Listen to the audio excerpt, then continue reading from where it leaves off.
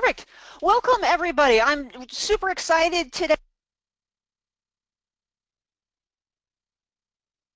Essentially two halves to this presentation. We're both talking about simply creating great visualizations and what you can do to make sure that your visualizations are actually saying what you hope they'll say. And we will also look at tools specifically to cover them. So in kind of approximately two halves. I am Laura Quinn. So if, those of you who've been around with this LSNTAP webinar series for a little while may know me. I was the founder of Idealware and the former executive director. I'm now an independent consultant. I've been out of the space for a little while, but I am back doing consulting both with nonprofits and actually doing a little bit of work with legal aid organizations. So I'm really excited to be doing this seminar. And I am a researcher by background, so data visualizations is one of the things that's very near and dear to my heart. I do a lot of work with both quantitative data. I also do a lot of work with qualitative data. So if anybody's interested in visualizations for qualitative data, that's also something that's pretty interesting to me. And I am an expert trainer for Idealware. Idealware, for anybody who isn't familiar with it, is a nonprofit that is dedicated to providing information about technology. So nonprofits like you guys can make smart technology decisions. Tons and tons of free information, videos, reports, resources on the Idealware website. So take a look at that. All right, so what are we going to talk about today? So we're going to start by thinking about the purpose of the visualization, which is going to be a really important guidance in thinking through both what you're doing, like how you're putting it together, and what tools you're using. We'll then think through 8 principles of communicating through data. So beyond how you're doing it, how do you think about it? What should you keep in mind to make sure that you are, in fact, getting the type of visualization that will best tell your story, communicate, and be accurate and useful? We'll then look through actually how to choose essentially a chart type or a type of visualization. And then we'll move to tools. So thinking about Excel. Excel is actually surprisingly useful in this area. So we'll talk through what Excel can do, some of the things that have been added to Excel in the last couple of years. And then we'll move to data visualization specialists with a particular look at Tableau and Microsoft Power BI, as well as other options and other things that you can do. So that's our agenda for today. That is what I'm planning to cover, but obviously what you are hoping to hear about is of enormous interest to me. So I wanted to pause for a second here and get your thoughts quickly into the chat if you would. Just one really quick phrase about one thing you'd be really disappointed if I didn't talk about. So either something that's in that list or something that's not in that list, for me just to get a sense as to where you're most interested. Go ahead and type that in and I'll pause for a second. So it looks like we've got one on where to start and another one on resources for learning more about Power BI. Fantastic. Great. Other folks? Other thoughts? All right. So I will assume that you all want to hear about exactly what I want to talk about other than that. Though obviously if you have thoughts or concerns at any point or questions at any point, definitely ask them. As Art mentions that it's, if you have that question, almost certainly other people have that question as well. All right, so let's dive in here. So data, obviously, there's a lot of data in the world. It can be really messy. There's lots of stuff out there. And it can be hard to use, but prettiness does not necessarily make it better. Here is I had a really great time finding these examples for this, this slide. Here are 2 really god-awful charts. So let me just talk a little bit about why they're awful to give us a preamble into how we might be able to better visualize things. Over on the left-hand side here, we have, this is essentially a bar chart. but we have people instead of bars. And the most obvious thing that's awful in my eye here is it's not clear whether, are we supposed to be thinking about the width as well as the height of the person? Is this in fact a square that we're using to represent this volume? And what are we to make of the area under the arms at that point? So is this volume? Is this, is this height? How is this in any way better than a bar? This is, to my mind, in always worse than a bar, except for possible prettiness. So prettiness, not a goal that should override usefulness. Here on the right-hand side, we've got this is essentially a pie chart that's been blown out to, I guess, attempt to present the pie slices better, but this is impossible to read. Like, what's the difference between the size of the pink, orange, yellow, and purple? They are, in fact, the answer is the purple is twice as big as all those other three. Possible to know. So basically, these are pretty. Like this one on the right, in fact, is pretty, and it's pretty trippy. But that does not make it good. So the idea, what we're going towards, is we're going to something polished and professional that highlights what's important. So here is kind of an old one, but an always classic format. This is from from Children's Now, which is a advocacy organization for low-income children in California, showing the relationship between race and enrollment in preschool. And you can see here, there's actually a ton of information on this chart. You can see things like, well, look, it looks pretty good. We've got more Latinos than white kids enrolled in preschool in California, at least in 2009. That seems like a great thing. But oh, wait, there are so many more Latinos that there's this enormous gap. So we've got, just eyeballing this, we've got like 60% white kids enrolled, while we've got well less than 50, maybe 30% or so of Latino kids enrolled. So it shows us both the overall population and how many kids are enrolled. And we could certainly make this chart better, and we'll talk about, there's, for instance, a lot of, there's things like the border on this is not telling us anything, the border on this key. There's a lot of white space between these, which is not necessarily adding a ton. So we'll talk about ways in which we could potentially make this easier to look at, but it's doing a really good job of visualizing things. So that's just an overview of what we're talking about when we're talking about data visualization. So let me just pause for a breath here. Any questions or thoughts or anything as you hear me cover that you're saying, oh, but I really want to hear you talk about this other thing?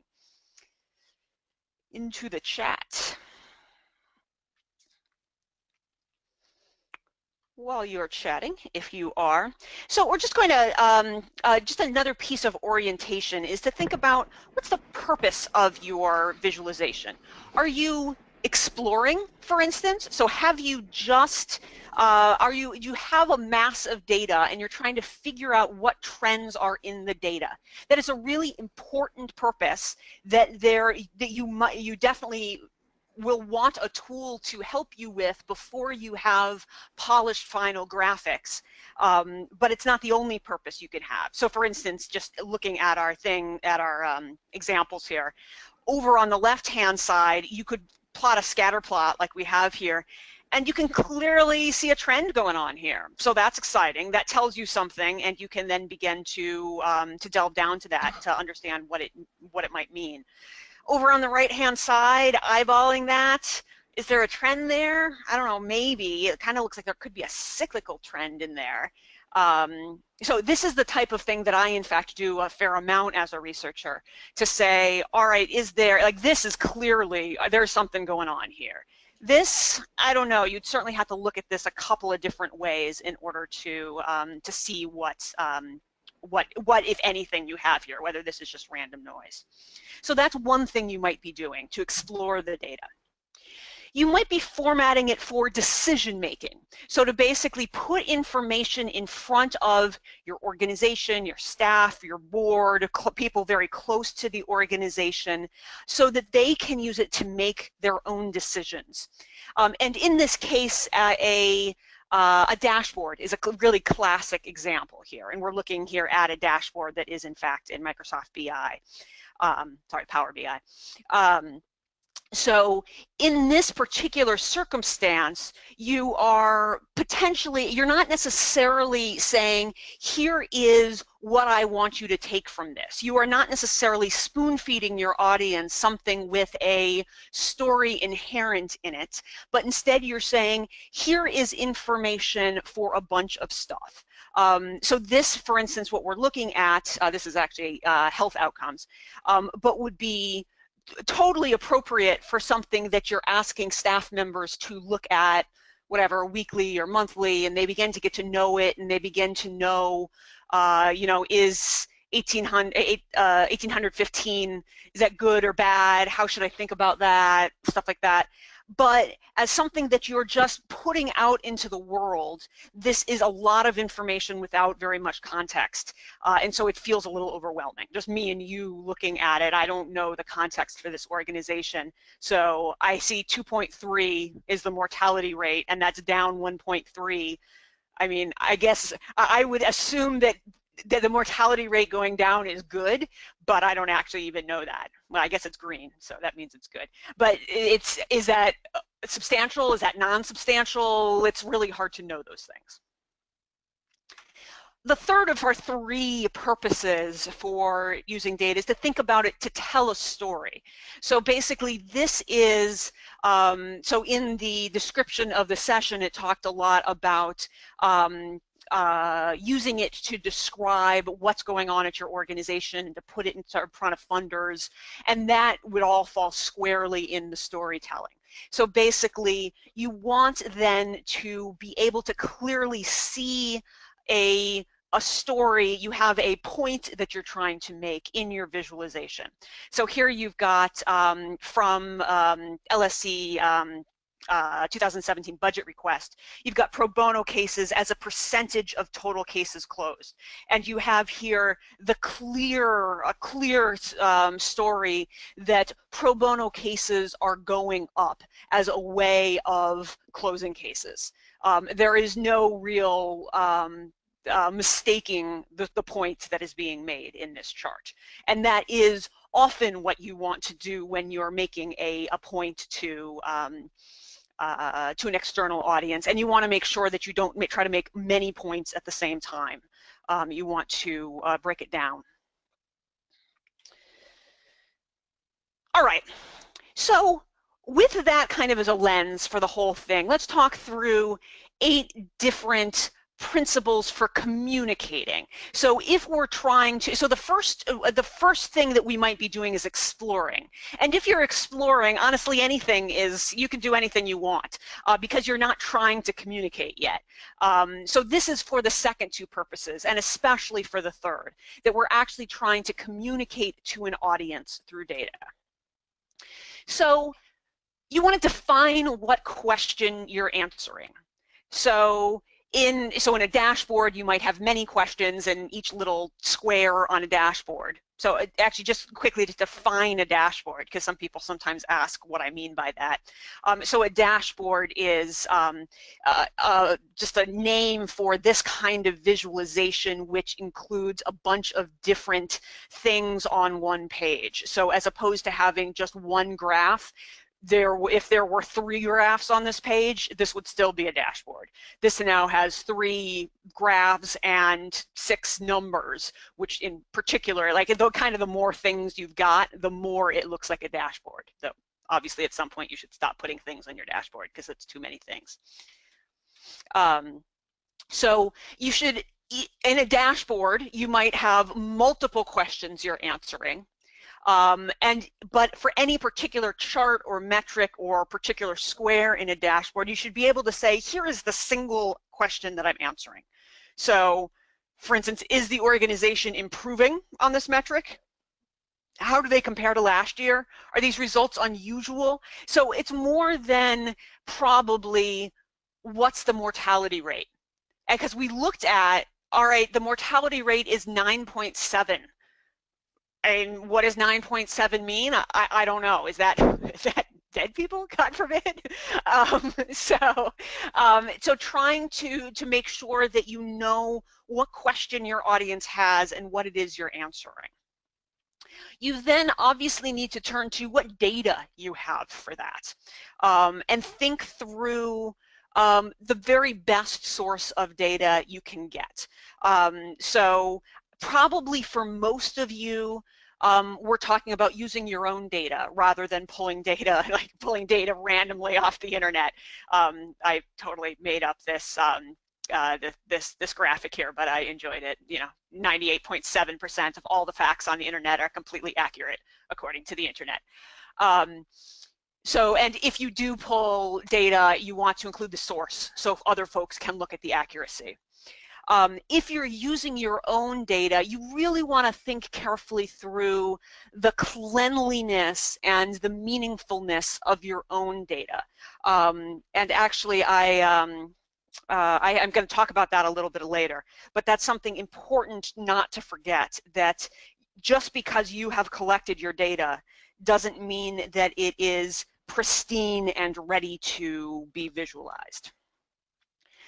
And you want to be super careful about combining data from different data sources into one data set. So for instance, if you are pulling information about how many people living in poverty are asking for family law services, you then don't want to pull off the internet statistics about people living in poverty and what they want in order to combine yours and them. So basically, if, you know, 60% of people living in poverty are women, and 70% of your people are, 70% of the people living in poverty who come to you for your services are looking for family law, you can't necessarily generalize anything between those two things because they're two different sample sets. They're two different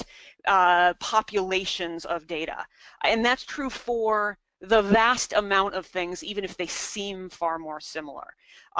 So you want to be super careful about combining data from one source and another source. All right, so you have your data. You then, the next step here, so we're basically going through a logical progression of how to start and how to think about things. So number one is you figure out what you want to answer. Number two is you figure out where the data is coming from. Three, you experiment with ways to answer the question. So what kind of visualization might make sense? And we're going to actually dive into looking at different types of visualizations you might use in the next section. But definitely thinking about things like over what time period, pure numbers versus percentage change. So, and when you think about this stuff, you almost certainly want to be thinking about it experimentally and possibly with a kind of a paper and pen and in your head, as opposed to relying on a tool to tell you how to visualize this data. The tools are going to be really crappy at knowing whether you need to use percentage or pure numbers, or whether you need a bar chart versus a pie chart.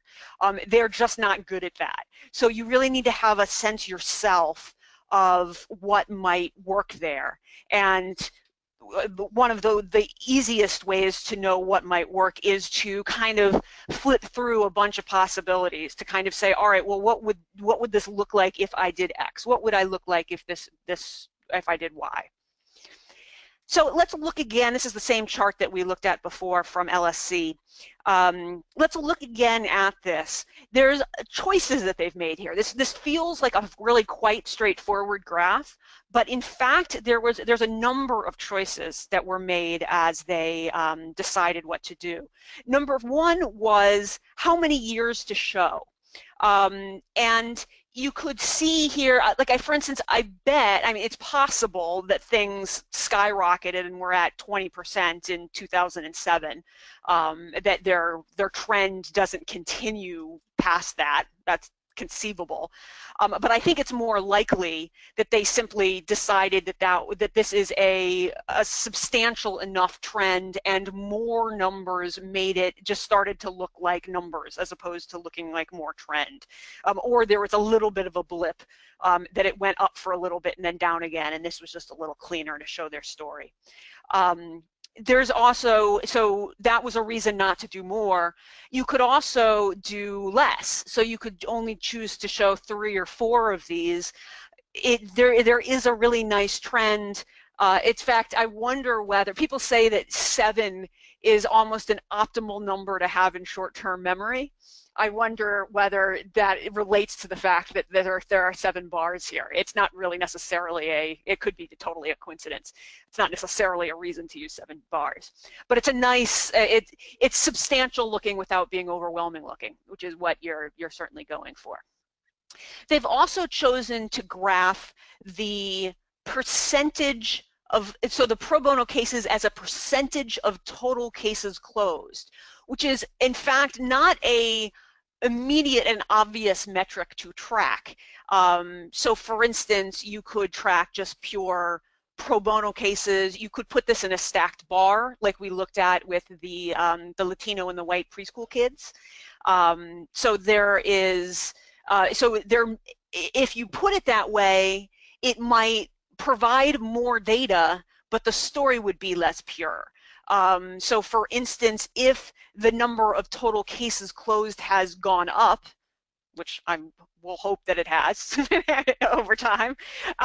So if that's gone up, then the number of pro bono cases will also go up.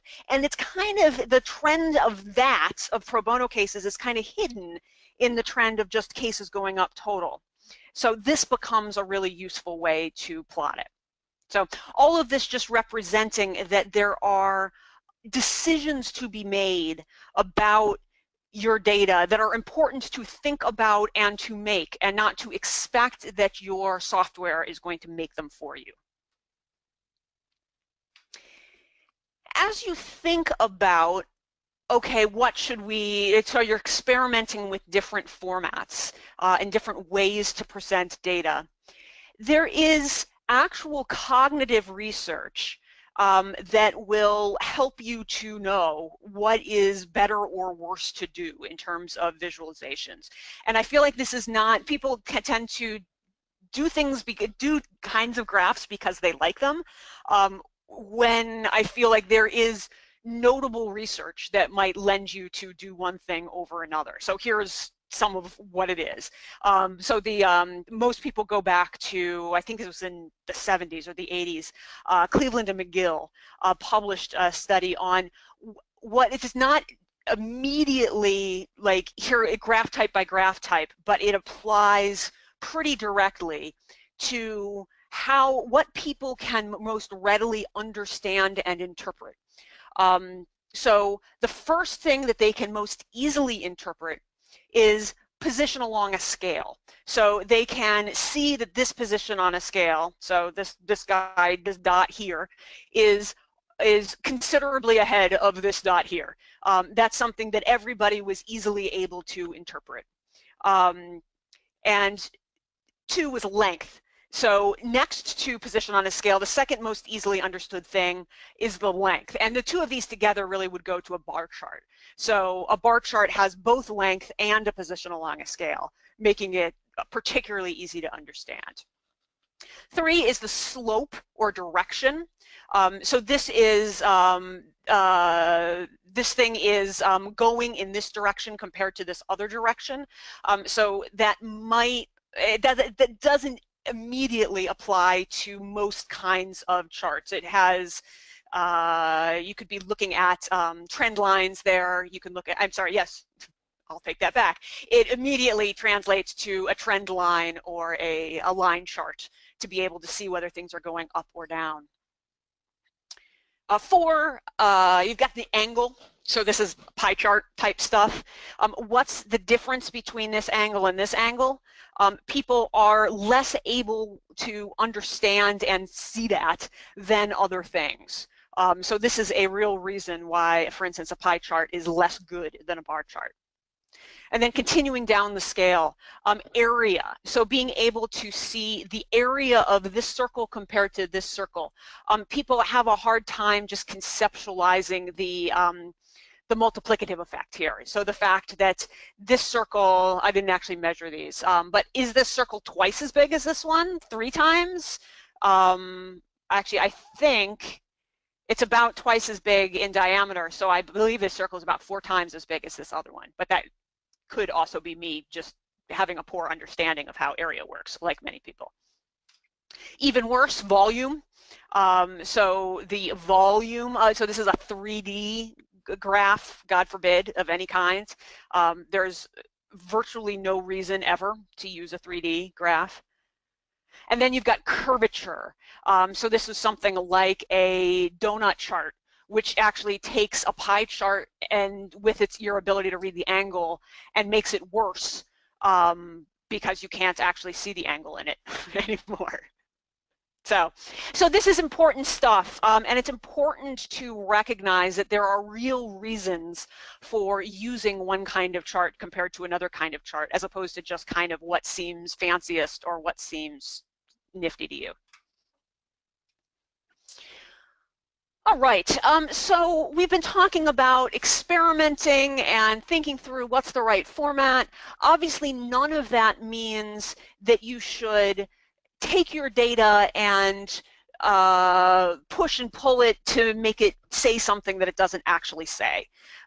You need to make sure that you represent your data appropriately. So one of the biggest ways in which people can really muck this up is with axes, and you actually see this done a fair amount with people really trying to misrepresent your data.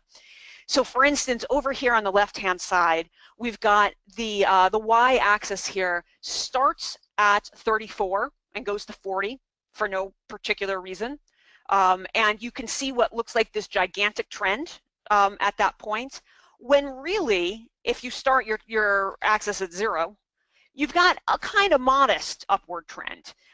There's no real reason to say this is a gigantic spike, assuming that at some point this was at 0. You know, that 0 is a reasonable possibility for this to be. And that's where reasonable people can start to disagree with each other as to when, like, there are certainly cases in which it's warranted not to start with 0, but in most cases, unless you have a really strong reason not to, you want to start your axis with 0.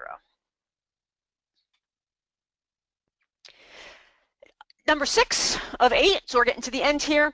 You want to make sure you tailor it to your audience. So if you are speaking to an internal audience or an audience that you know a lot about, you can really effectively communicate things with pretty potentially complicated stuff, like a dashboard, or like an electoral map that has, you know, blue and red to represent Bush and Gore districts from this would be the 2000 and right, so an election cycle, several cycles ago. But if you think about it, this dashboard is pretty overwhelming, as we've talked about it, for if you're not expected to look at this fairly. This would be the type of thing you're expected to get up to speed on, and not necessarily something you're looking at once. And if you're from Australia, and you're trying to make any sense of this Bush-Gore map, it doesn't really mean anything other than, well, there's more red than blue. I don't know really, I guess it's a little coastal. It's hard to make anything out of this without context of history, without context of even what the states are, and even, honestly, it's hard to see the state lines in here. So it's hard to even connect this with what any states are unless you actually know that already. Number 7. You want to make it as simple as possible. So if it is possible to take off words and make it legible by itself. If it's possible to take out such horribleness as 3D and it still works, then you should. This graph at the top is the same graph, or it's the same information as the graph on the bottom, and it's just infinitely easier to read. This one at the top you can't really make any sense of without the percentages on it. So it's, if you took the numbers off, it wouldn't mean anything. So what's the difference between the slice of corporate income taxes in 2007 versus 2000? Very difficult to know. But if you look at it on this particular chart, then it's clear that there's a tiny, a tiny incremental change.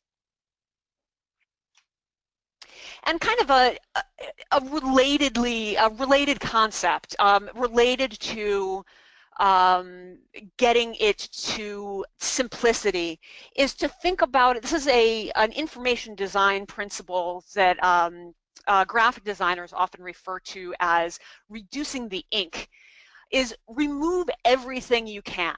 If you can take it off, and so if it is something other than white space, and you can remove it, you should. If you can make it smaller, and it's not literally smaller, but if you can move things closer together and it reads as well or better, then you should. So things like this in the upper left-hand corner is how Excel used to, it's a really old default format for Excel spitting out graphs. It doesn't look anything nearly as terrible as this anymore, but it's what it used to look like. And so you've got all sorts of things you don't need here. You've got this gray background is adding nothing. The actual points, you could imagine circumstances in which it actually is important to pull out a particular point or two, but pulling out every point is really adding nothing here. So you've got the line around the key, you've got the line around the graph, you've got every single year. It's pretty clear what year becomes. 1994 becomes between 1994 and 1996. So simply giving some basis for those is sufficient. So you could probably get this to an even better state, an even cleaner state, but there's certainly, this is a lot cleaner than the first one. All right, so that was a look through our 8 principles. I'm going to go through kind of in the thought of helping to choose and experiment with data visualization. I'm going to walk through just some chart types, some of the more simple ones and some that may be less familiar. Before I go there, I'd be interested just to stop and to hear your thoughts. If you do me the favor of just entering a few words into the box of, so into the chat, of just 1 or 2 things that came as that are interesting to you, or kind of a bit of a something interesting or something that you've taken from this section. Go ahead and take a minute and enter that into the chat. I begin to feel very lonely at times like this. Yeah, Meredith mentions that she can't see the chat window. Unfortunately, you can enter things into it, but you can't see what other people have put in, which kind of is unfortunate. But we'll read it out so you can know. Great. So some of the things that people are saying here. Sorry, let me situate my screen. Lisa mentions using visualization to evaluate as well as to communicate. Yes, absolutely. A critical first step is thinking through yourself what the data says, using kind of thinking, using it to explore. Gail mentions that there are studies of what people perceive as the easiest to digest. Great. We've got 2 Lauras. The first mentioned simpler is often better. The other Laura mentions the hierarchy of charts. Yeah, so the kind of the cognitive research is really interesting. Fantastic. You guys are a quiet group. They're making me feel very lonely. All right. So, choosing your visualization. So it's very worthwhile thinking through, so both sides of kind of polar opposites. It's very useful to think about the range of formats that you could use and to be familiar with them. It's also very useful to not try to do things that are nifty and different just because you can. There's no reason not to use a bar chart just because you're tired of bar charts. Although I feel that desire much of my my career. So I use a lot of bar charts as I am working as a researcher, and I would love to find an excuse to use some fancy like spider chart or something like that, which I don't even going to talk about. But it's very rare that you really need to go beyond a lot of the basics. So basics like simple numbers. So numbers have a real place. So either illustrated numbers. So here's the Legal Aid Foundation of Los Angeles. And we looked at some dashboards that had numbers. Line charts. So line chart, if you have a trend, especially over time, then almost certainly you want a line chart. So if things are ordered, and you can put the x-axis in order, then you should use a line chart. If things are not ordered and you cannot do a line chart, you probably want to use a bar chart. They're usually the best way to do something that isn't a line chart. So like for instance here we've got another stacked bar. This is Utah Legal Services. This is an internal report showing the timeliness of their staff in entering case reports or case outcomes reports, something like that. Names have been changed to protect the guilty. In this case, you can see things like, for instance, that Randall has way more slightly overdue and really overdue and really, really overdue cases than everybody else. And it's got a line on it which in fact doesn't work. These are not ordered. So there's no inherent order between Julie, Tyler, Leah, and Randall. So this line is not actually doing anything. So it's a case in which there probably shouldn't be a line. Pie charts. There's almost nothing that a pie chart can do that a bar chart can't do better. If you have a graphic in which you could almost just use a number. So you have, for instance, just 2 or possibly 3 percentages, like this down here, 41% male and 59% female. This is a reasonable, it's basically just a graphic representation of these two numbers. So you can see, this is from actually the same visualization from UC Davis. You can see it starts to completely fall down when even if there were only 4 slices in this and all of these slices were the same, it's very difficult to visualize like the difference between this 27.9 and the 36.9. Even they're pretty different. They're pretty sizably different numbers, but it's not easy to see that the angle and the area are different sizes. And then this is just completely not useful. So if you really wanted to show this with this information, then either a bar chart or in fact a table, which I think is next, would be more useful. This is nothing really, nothing but a table in a harder to read form. Speaking of, nothing wrong with a table of numbers. I think in fact they're underused. People go to something fancier when in a lot of cases a lot of cases in which something would be simpler than this. If there were only 3 rows in this, for instance, that would be a good circumstance when possibly it would be a better for even an external report to use a table than to use a graph, just because you've got 12 numbers and they're big numbers and they're not necessarily easy to represent graphically, but they're pretty easy to conceptualize. This is a budget, obviously, and there's a reason that budgets are shown in tables and not in graphs, which is just, it's much easier to scan and to understand the aggregate of it when there's a lot of numbers. Plots. So a scatter plot, I really like a scatter plot for showing, especially when exploring, so a scatter plot is, it basically is, it's literally a dot in one place in the x-axis and one on the y. So here we have some measure of healthcare quality and some measure of community well-being. A bubble.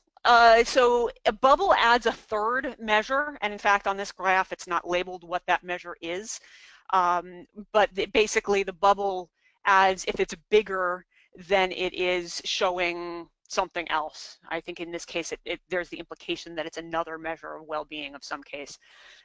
So you can see something like, this is a lot on one graph. I'm not sure this graph is actually really effective in telling you. I think they'd probably do better simply to take off this third thing and make it a scatter plot.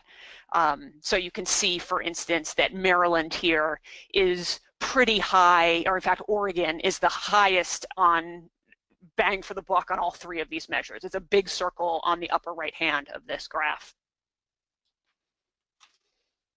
Maps also can be a really powerful thing. Obviously, if you're looking at geographic areas, then maps are what you've got. This is a,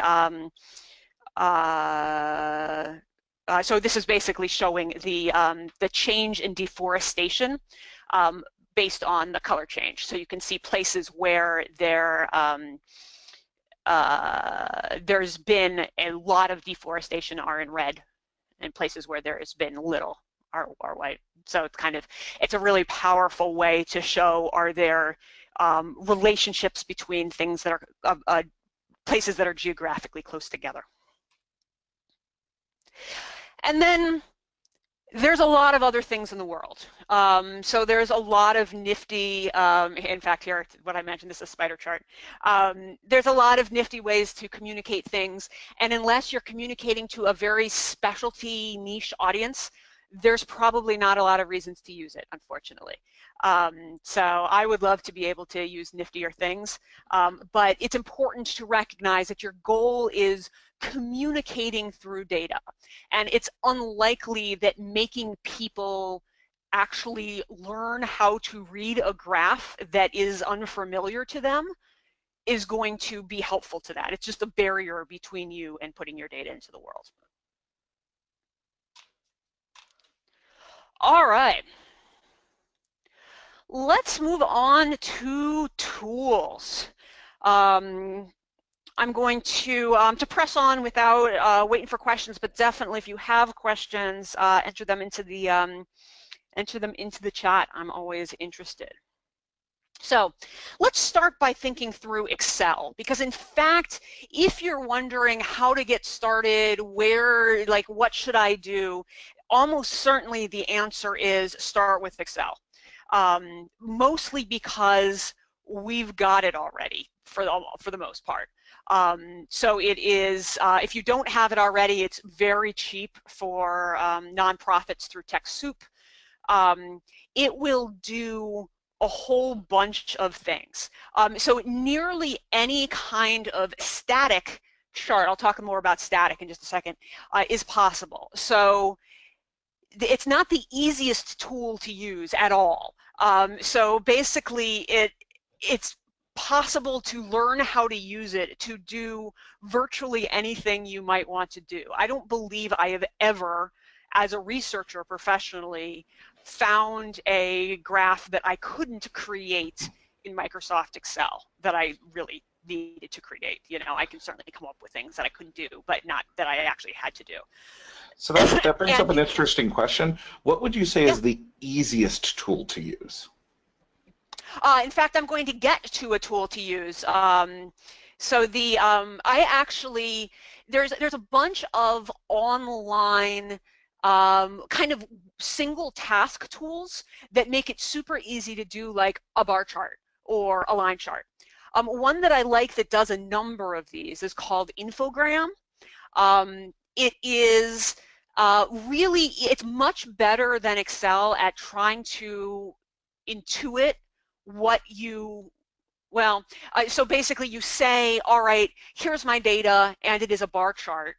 It's much better than Excel at trying to understand how that might go into a bar chart and to let you fiddle with it to actually make it into what you had envisioned in your mind. So I like Infogr.am for that. It is, it's free if you publish your data publicly online, but otherwise it is $19 a month to actually get anything out of it. So to publish charts online or to get a graphic out of the system, which is a little annoying. You can make it, but you can't actually get it out. It would just be crazy if we had a screenshot tool, but just that. Yes, absolutely. No, you could certainly screenshot it. Sorry, I'm a bad person. No, totally. No, I totally agree. You lose some of the graphic resolution, but you could certainly screenshot it and put it up somewhere, and I'm sure they're not coming after you for it. So, as I'm just going back to Excel, got a question that I often get on this, which is Google Sheets comparable to Excel? And Google Sheets is actually, in this particular area, in the area of data visualizations, extremely uncomparable. It is way, way less powerful. And in fact, it offers very little flexibility to do much at all. So it's much more, it's easier to do something, but then it's very difficult to do anything, or impossible to do anything other than what it wants to do. So if you want to change the colors or the space, or, you know, there's only very limited options to do that. Well, the opposite is true of Excel. Basically anything in Excel is changeable. So I can change the width between these lines, the fonts, where my lines are, how this is formatted, what my colors are. Virtually everything is customizable through pretty complicated interfaces that make it difficult to know how to find them. So if you're going to be doing kind of bits and pieces of data analysis over time, it may well be worth your effort just to kind of get up to speed on how to format things in Excel. It used to be true that there were types of charts that you might really want to have that were not in Excel. Like, for instance, for a while there wasn't a scatter plot, there wasn't a histogram. That is no longer the case. So like I said, there is, as far as I know, not really any graphs that I could imagine really seriously creating in a professional context that you can't create in Excel. So that, of course, does not mean that it is the only tool to use for everything. So when would you not use it? So in the example we just talked about, so an Infogr.am type circumstance, you want to be able to just occasionally create really straightforward charts and not have to think a lot about them. Excel is going to make you think a lot about them in order to get them kind of reasonably polished looking. If you want to do a lot of exploration over time, so you want to be able to say, what would this look like as a bar chart? What would this look like as a scatter plot?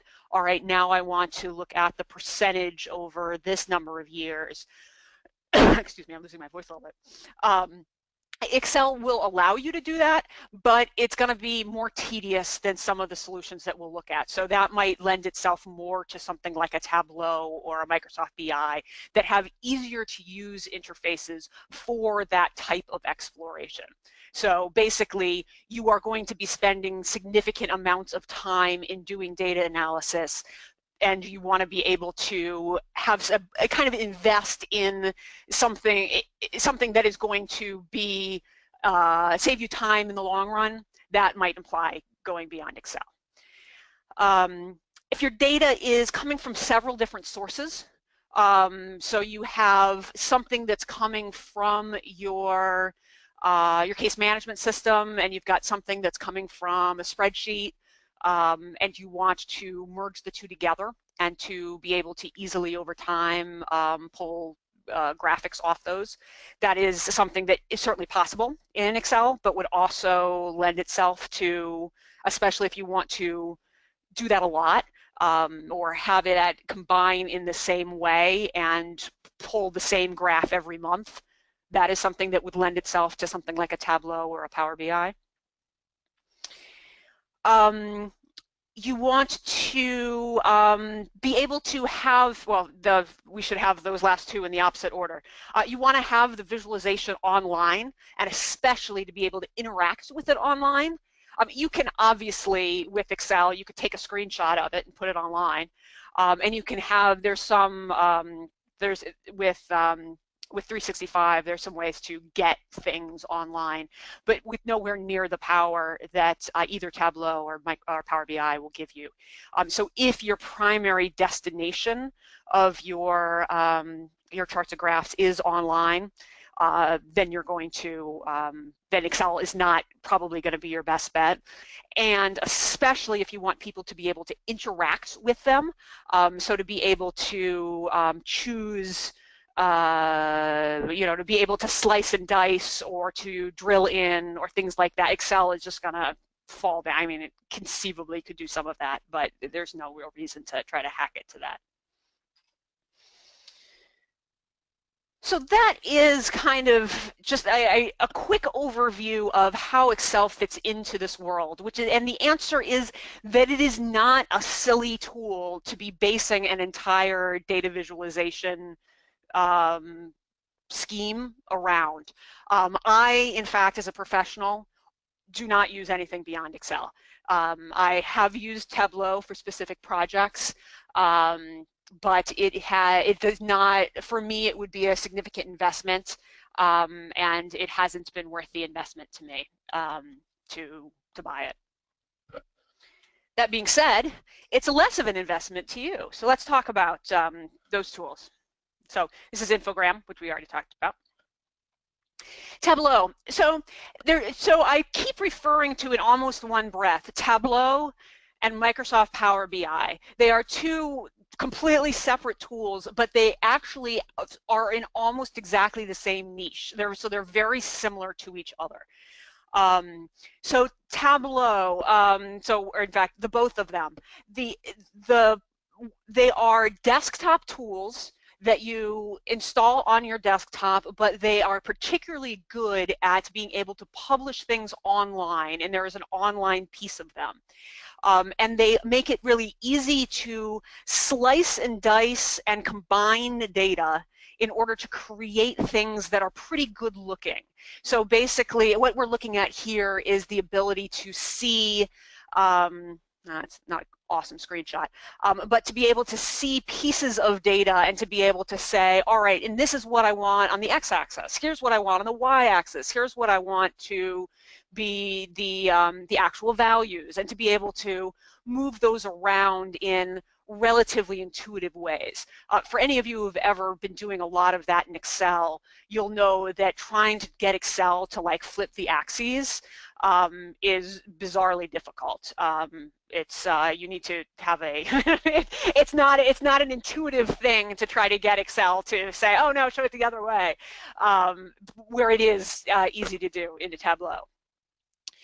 So it is free for one data source. So if you are only pulling data, for instance, from, like, you have all your data dumped out into an Excel spreadsheet, then it is free if you are, if you're then able to share that publicly online, which is probably not true of many of you.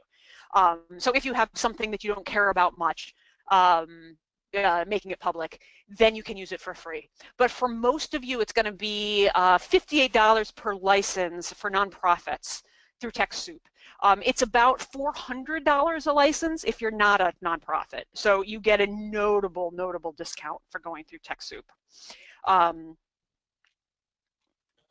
So it has a lot of, so basically it allows you to slice and dice, easily explore, and then it allows you to create robust shared dashboards as well. So basically, you can then publish all of that information out online to let anybody see it without a license, be able to see it online in whatever format you like, including the ability to drill into it or to slice and dice on it in all sorts of different formats in a fairly polished way. So it's fairly easy to get stuff that is pretty polished together. It's another advantage of these tools over something like Excel, where Excel you need, if you want to get to something that looks pretty polished, you're going to need a graphic designer or graphic design sensibilities, because basically anything is possible. Excel or Power BI,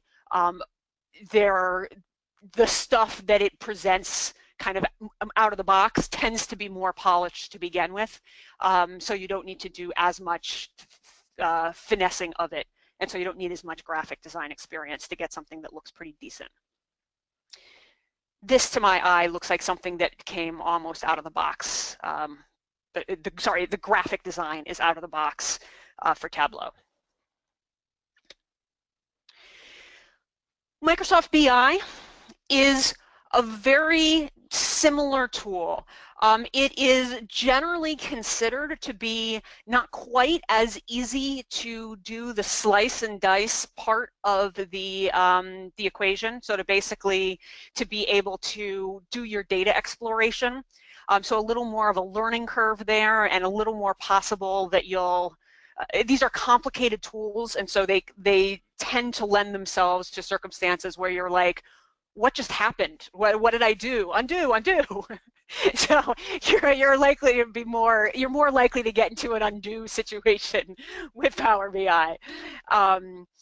It does have a tight integration into Excel, as one could imagine, and Access, if anybody's using Access. So it's a little tighter to pull data sets in, though honestly Tableau also has pretty tight integration for that type of stuff. It is free for the type of data visualization that you guys are likely to do. If you get very robust bazillion user dashboards, kind of corporate type uses, you might have to pay for it, but it is free for most things that you guys might want to do with it. So in general, what I hear is Tableau is easier to use, but Power BI is freer. So freer, often in the nonprofit world, being a big deal. It also provides robust shared dashboards. Here's a dashboard. So they're very comparable in these functionalities. So how difficult is it to set Microsoft Power BI up to automatically pull data from, say, somebody's case management system? It's going to depend a lot on the case management system. So it's set up to be good at extracting data from things that have extraction methods. So if there's an API and you can, so for instance, if you could hook it up with a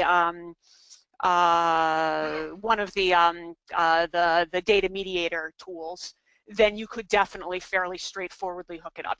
You're going to need data experience, so you're going to need to know what it is you're doing in order to get the right data out.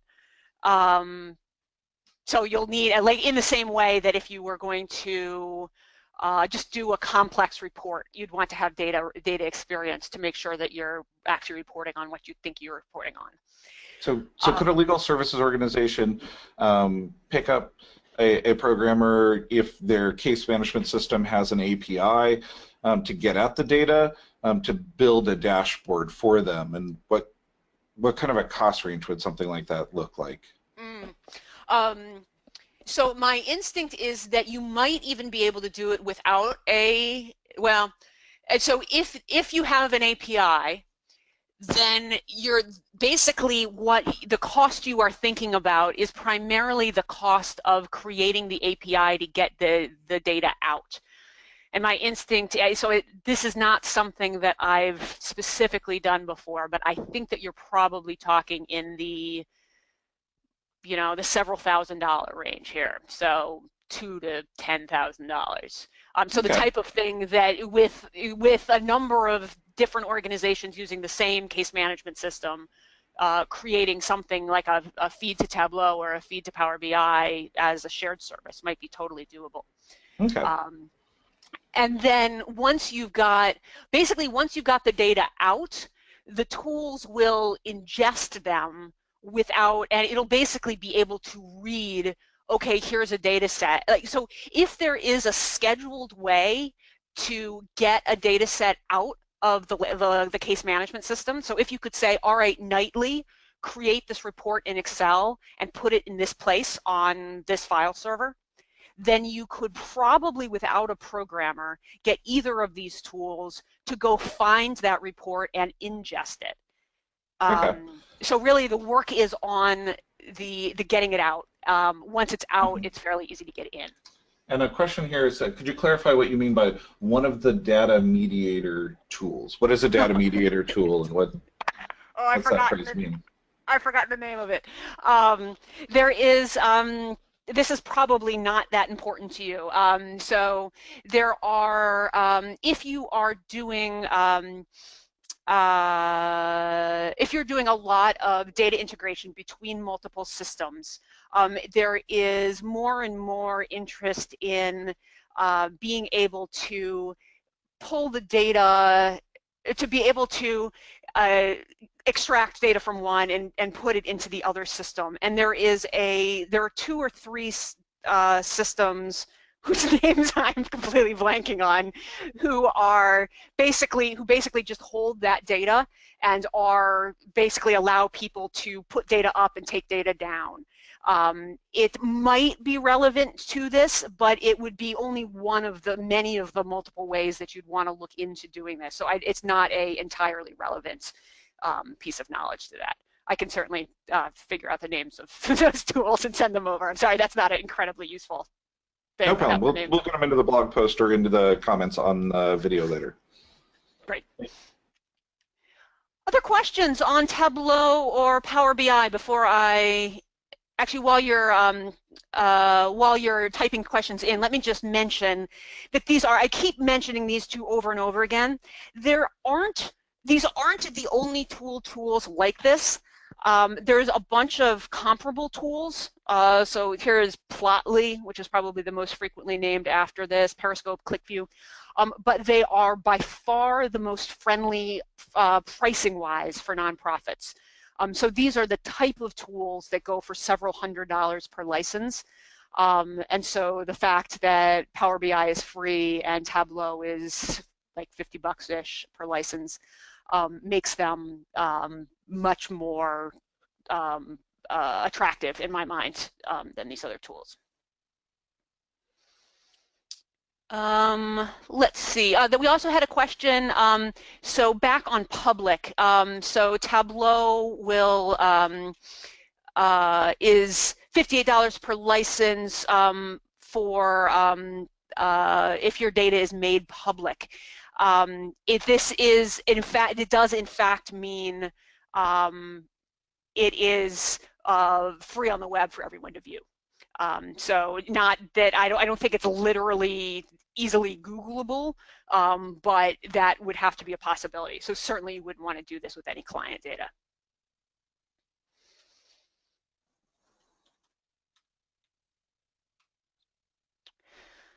We talk a little bit about maps. So maps are actually fairly supportable by a couple of the tools we looked at, including Infogr.am. If what you want to do is so this type of map here on the right is called a choropleth. Sorry, this is actually both of these they're both choropleth maps. This is not technically a heat map. A heat map is a different type of map, which has driven me insane because I hate choropleth as a technical term. But anyway, if you're looking to do this type of map, Infogr.am has a reasonable amount of power here. So that's an interesting one to look into, including down to things like the county level and I believe the zip code level. Tableau and Power BI both also have some significant mapping features. This is also an area in which people mention Google Sheets as an option. So Google Sheets and it's a couple of different tools together, Google's API and Google Maps to do not just, you can certainly do kind of dots on a map type thing with Google Maps, but you can do some more powerful things as well. All right, so I have just in wrapping up a couple other, like if you want to dive down and drill deep on data visualization, other types of things you might want to think about. But I want to pause and see if you guys have questions or thoughts before I move on. Just quickly into the chat, based on going through that, what tools are you thinking might be interesting for you? Give me a tool or two that you're thinking might be the most relevant for you, just out of curiosity.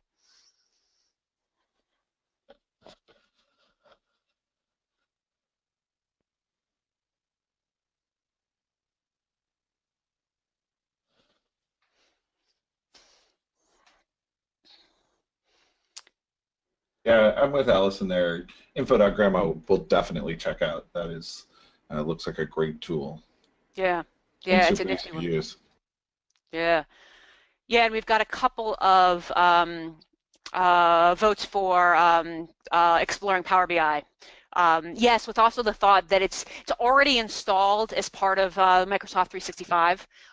That's a great point, that if you have Microsoft 365, you've already got it, so it's easy enough to explore and to see whether you like it. Also keep in mind that if you're exploring, the free Tableau is certainly perfectly appropriate for, for trying to get a sense of how much you like it. Is it enough easier that you want to pay for it compared to something else? So that you can think of it as a free download before you buy. Allison suggests ArcGIS Online for free mapping. That's a great, so I know ArcGIS as a really quite complicated and powerful GIS, so graphical information system software. But I'm wondering whether ArcGIS Online is a easier to use version. Allison, I'm curious if you'll type a little bit more into that. Is that something that is is that a comparable to the installed version, or is that something that's way easier for someone who may not have the expertise with GIS systems? On a side note, we did a three-part series on GIS mapping about a year and a half ago with LSC that is all up on our YouTube channel. It is one of the most popular groups of videos that we've done, and it breaks it down how to use tools like that and fusion tables very simply. So if you're interested in the mapping side of things, it's a great three-part series. I'll drop a link into the chat here in a second. Great. And Allison mentions that it is not as complicated. So the online version is not as complicated as desktop, which does potentially put it into the realm of something that you is worth thinking about for these more straightforward visualizations. Yes, certainly. In fact, I might have it in the coming slides, but certainly if you want to get very serious about mapping, there is definitely a limit to what you can do with these kinds of tools before you could go into actual GIS systems, so geographical information systems, that this is the type of thing that you'd be able to do in these systems, where you can do dramatically more powerful things in something like ArcGIS. So that's this is the idea of, all right, kind of it's a data visualization as opposed to something that is a super powerful GIS representation. All right, some other options to consider. So if you are going down a road of something that is very kind of polished and Infogr.am, or sorry, kind of information visualization like, then you really probably need something that will help you to do graphic design. So something like Adobe Illustrator or Photoshop.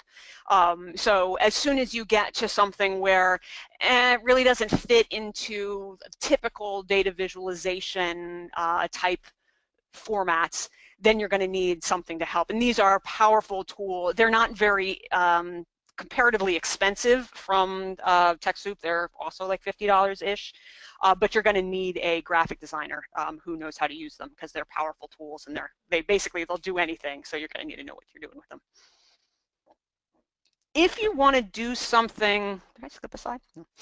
If you're going to do something that is if you're doing ongoing data analysis, it might be worth your while to think about statistical coding languages. So if I were doing for a living, so I do mostly qualitative research and have comparatively small data sets to work with, which is why something like Excel works well for me.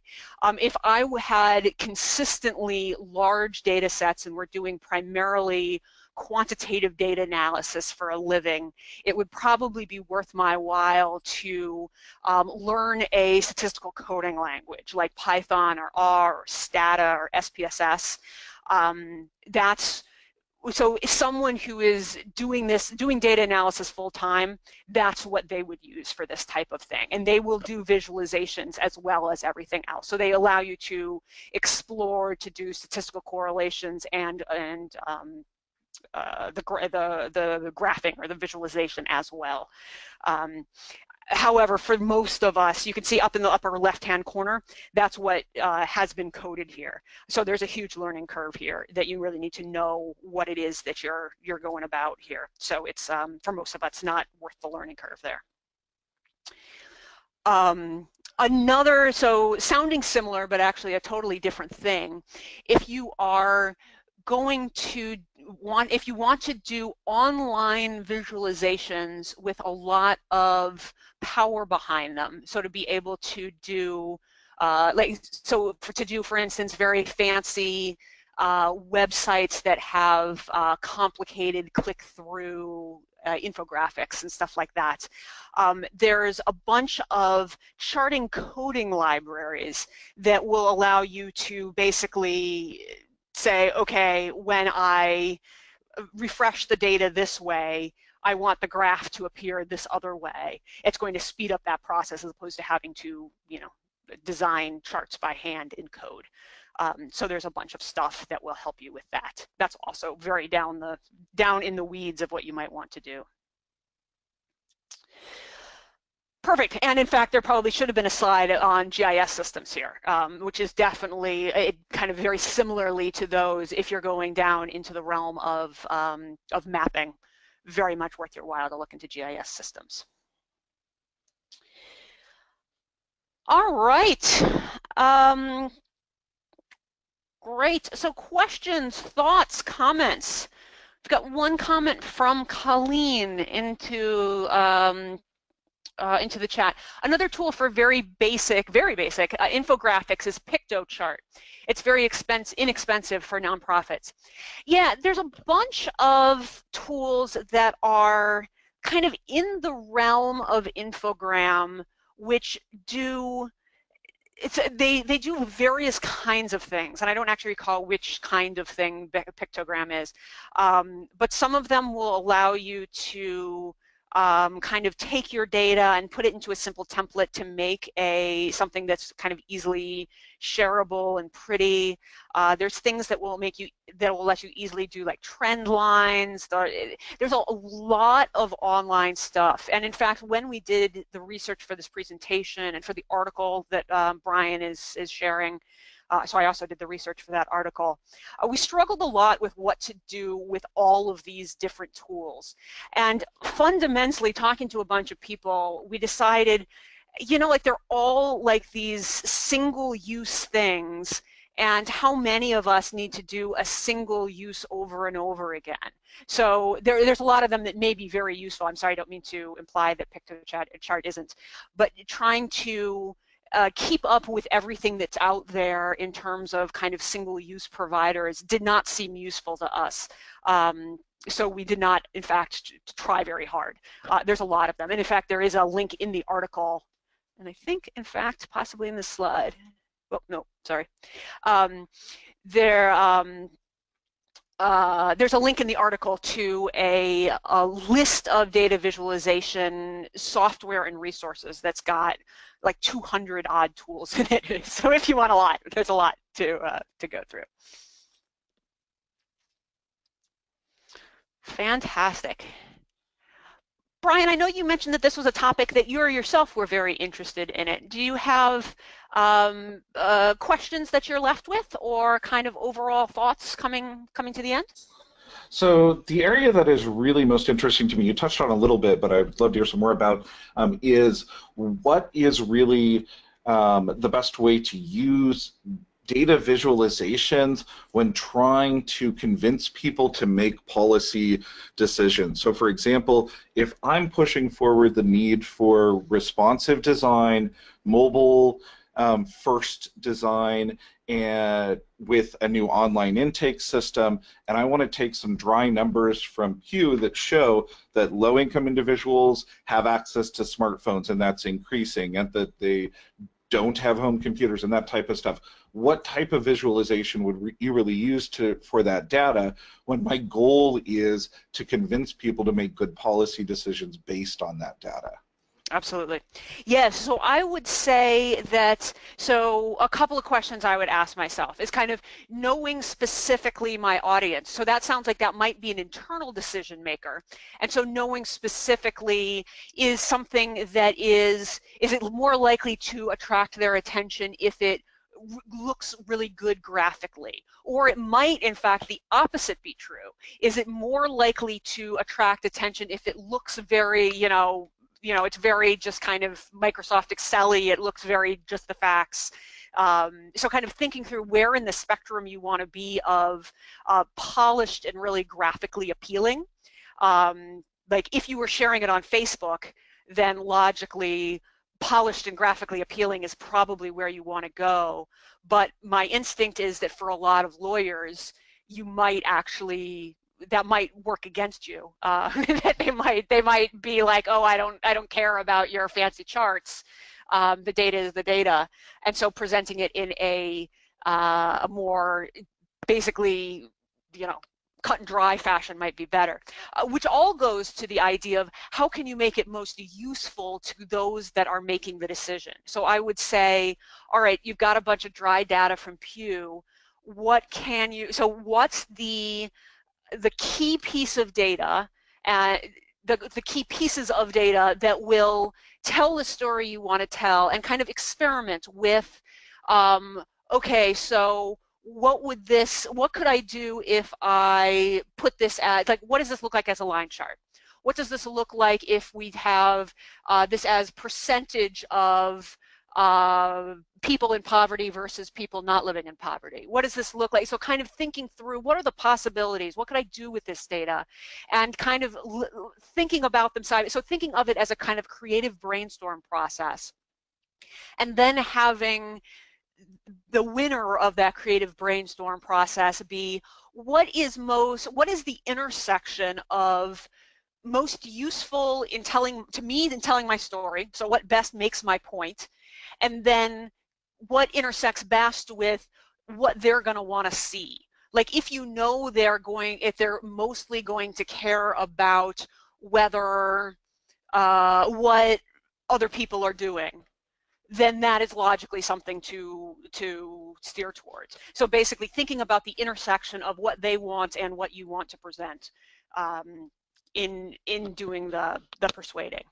And then also thinking through the persuading as both a, like if you think about like the book Switch or other things like that, the persuading is not only in the data itself, but in the way that it's presented. So there's both the heart and the head, is how that book describes it. So it's basically, there's the data is only one piece of a multi-pronged reason why you might do something.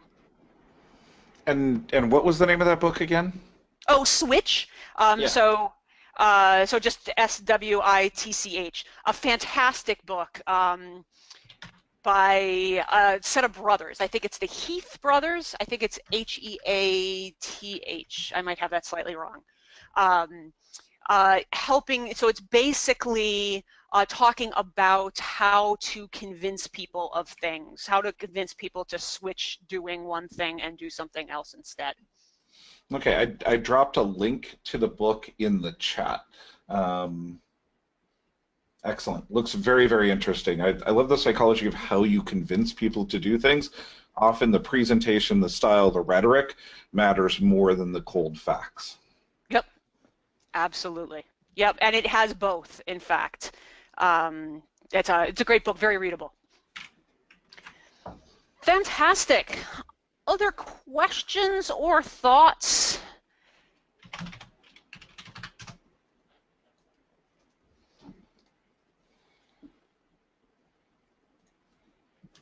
Great. Well, thank you so much. I will turn it over. Oh, do take a look at the article that Brian has put in the chat. That is a direct accompaniment to this session. So it is, it's a little more tool focused than what we talked about today. So it has potentially a little more about the tools, though we did talk a lot about the tools, and not as much about the actual visualization aspects. And I really enjoyed presenting to you. Hope to see you at another session soon. I will hand it back over to Brian for any closing thoughts. Excellent. Thank you so much for this presentation. The number of tools that were covered and just the practical advice was great. I remind people to check out our training calendar. We've still got about 10 trainings left this year. We've got over 30 total, and all of our videos will be up on the YouTube channel, which is in the chat also. I've got a direct link to the GIS tools, but we've got over 100 training videos there online, and they're all available and free. Thank you once again, Laura, and to Idealware for putting on a great presentation today. If you've got any questions, please feel free to email us or connect with us online. We're happy to help people learn how to use these tools, put together a tutorial on one of them. Whatever you need, we'll make that happen and make it a resource for the entire community to use. Fantastic. Thanks so much.